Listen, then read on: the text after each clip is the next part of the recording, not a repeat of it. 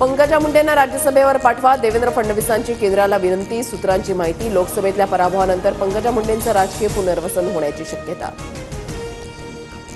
भाजपच्या कोर कमिटीची आज रात्री महत्वाची बैठक. विधान परिषदेच्या 11 जागांसंदर्भात बैठकीमध्ये चर्चा होणार. फडणवीस, बावनकुळे, पंकजा मुंडे, रावसाहेब दानवे उपस्थित राहणार.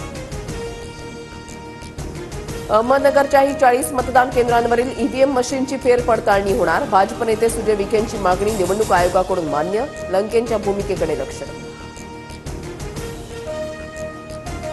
ईडी, सीबीआयच्या गैरवापरानं जनतेनं भाजपला बहुमत नाकारलं. राऊतांची भाजपवर टीका, तर कोयत्या गँगचा सूत्रधार सरकारमध्ये, राऊतांचा आरोप.